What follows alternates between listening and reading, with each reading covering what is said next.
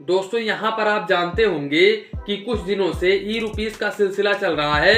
ई rupees छाया हुआ है पूरे यूट्यूब पर, इसके अलावा सोशल मीडिया पर, यहाँ पर काफी सारे प्लेटफॉर्म पर लोग ई रुपीस की बातें कर रहे हैं कि आखिर ये ई रुपीस होता क्या है और ये किस तरह से काम करता है।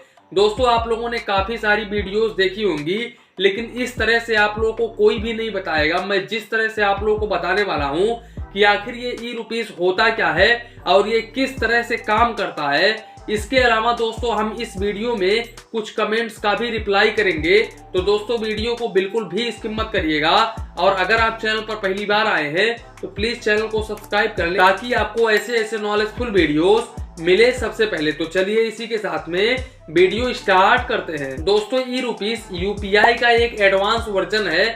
फॉर एग्जाम्पल दोस्तों इसको हम इस तरह से ले सकते हैं, जैसे कि आप फोन पे, गूगल पे, पेटीएम यूज करते हैं, तो फोन पे, गूगल पे, पेटीएम से आप किसी को भी पेमेंट करते हैं।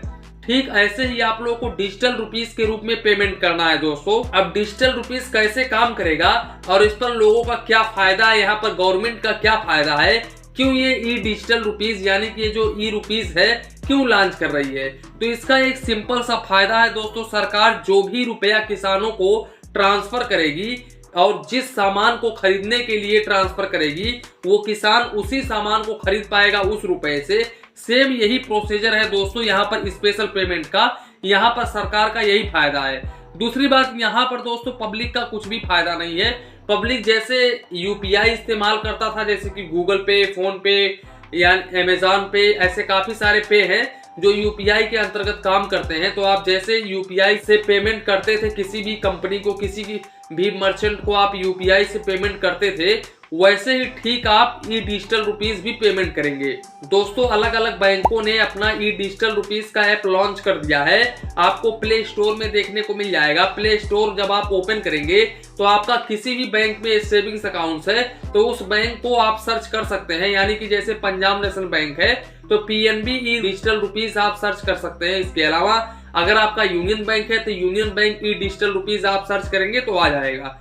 दोस्तों अब इस एप्लीकेशन से होता क्या है, जैसे मान लो आप फोन पे इस्तेमाल करते हो, अब फोन पे में वॉलेट होता है, तो वॉलेट में आप पेमेंट ऐड करते हो, कोई भी पेमेंट ऐड करते हो, उसके बाद में बंदे को पेमेंट करते हो, यानी कि किसी भी दुकान पर, किसी भी शॉप पर आप पेमेंट करते हो।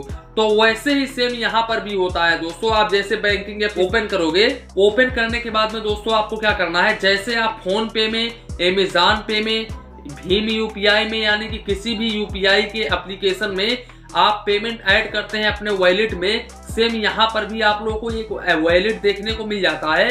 हालांकि दोस्तों यहाँ पर नोट देखने को मिलता है आपको। आप भले ही यहाँ पर अपना पेमेंट ऐड करते हैं, जैसे कि मान लो आपने ई डिजिटल रुपीस के एप्लीकेशन में 500 रुपए ऐड किया। अब 500 रुपए अगर आपने नोट सेलेक्ट किया है तो वहां पर डिजिटल रुपीस में कुछ इस प्रकार से डिजिटल नोट आ जाएगा दोस्तों, 500 रुपए का ये नोट। आप उस नोट को किसी को भी ट्रांसफर कर सकते हैं, किसी को भी भेज सकते हैं। फॉर एग्जांपल आप किसी दुकान पर जा रहे हो तो वहां पर भी उस नोट को आप स्कैन करवा सकते हो, वहां पर भी भेज सकते हो उस नोट को, और वो नोट पूरी तरह से मान्य हो रहेगा दोस्तों।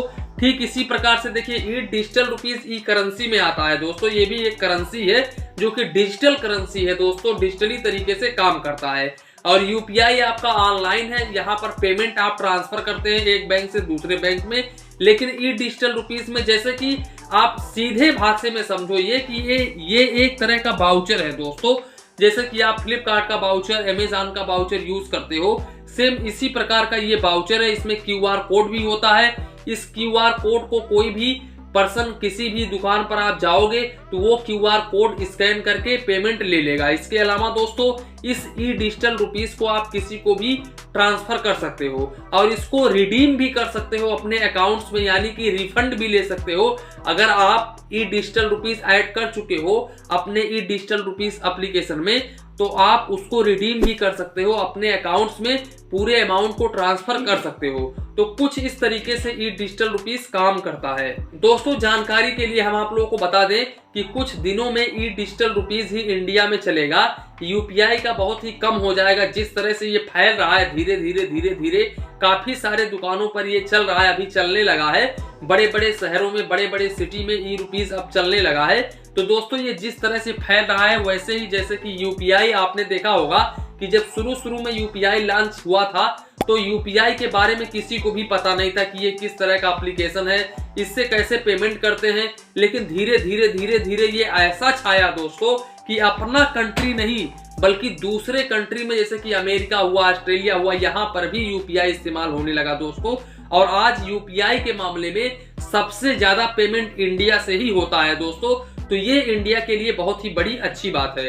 तो दोस्तों ठीक इसी प्रकार से जैसे ये ई रुपीज आया है, ये भी इसी प्रकार से धीरे धीरे फैलेगा दोस्तों। और ये इस तरह से एक दिन छा जाएगा कि लोग ई रुपीज ही इस्तेमाल करेंगे दोस्तों। सिंपल भाषा में मैं ये कहूँ, आप जिस बैंक में अपना एक सेविंग्स अकाउंट ओपन करवाते हो, आप उस बैंक को सर्च करके उसका ई डिजिटल रुपीज एप्लीकेशन आप अपने मोबाइल में इंस्टॉल कर लो।